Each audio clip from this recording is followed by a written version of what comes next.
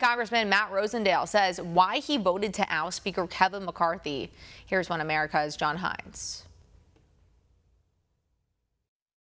We're here with Congressman Matt Rosendale of Montana. Sir, you're one of 8 individuals who supported the motion to vacate the chair in terms of the changing of the speaker.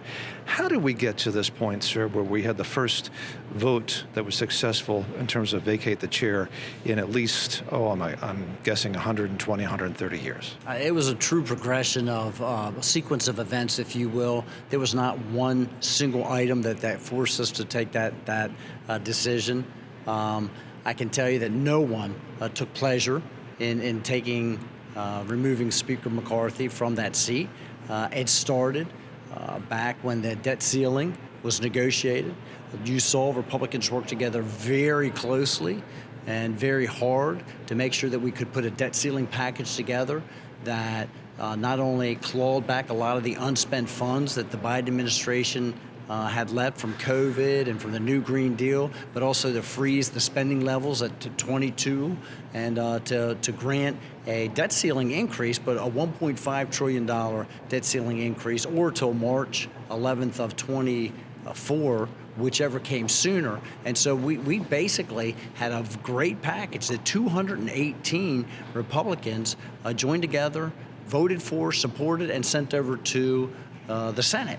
Before the ink was dry on that agreement, we witnessed Kevin McCarthy go over to the White House and negotiate a separate transaction with President Biden that violated all of those principles. So in the background was this issue of spending and leveraging your power in Congress.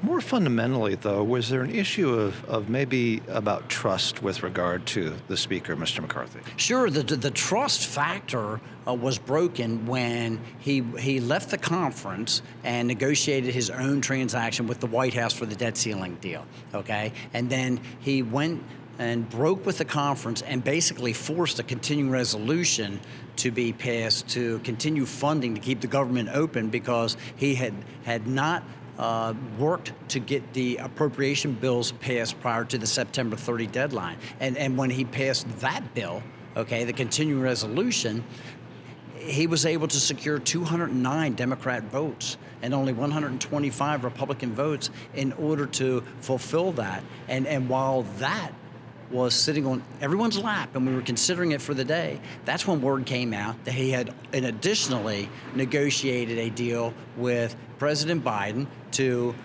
provide more Ukraine funding in exchange for border security. And that was basically the straw that broke the camel's back. And we got together and said, there's no trust here. He has broken the trust of the conference. He's not fulfilled these obligations. And we have to have a leader here who is going to put forth the Republican agenda and not have dictates from the Democrats being passed through a House of Representatives that the Republicans have the majority in. That's the last word. Congressman Matt Rosendale of Montana, thank you very much. Thank you. Thank you so much. We'd like to welcome you to our new home for uncensored news and hard-hitting talk shows. If you're tired of cable companies and social media giants chipping away at your most basic and important right, freedom of speech, by shadow banning, demonetizing, censoring, and policing every single one of your posts, then One America News on Locals is just what you've been looking for. Finally, you'll have the freedom to express your point of view and stay connected with like-minded fellow patriots. And the best part is, OAN on Locals is only $5 a month. All of our credible, honest, unbiased reporting, ad-free talk shows, and exclusive content, all at the fraction of the cost of cable. So to watch, just click the join button to get the news you can't get anywhere else.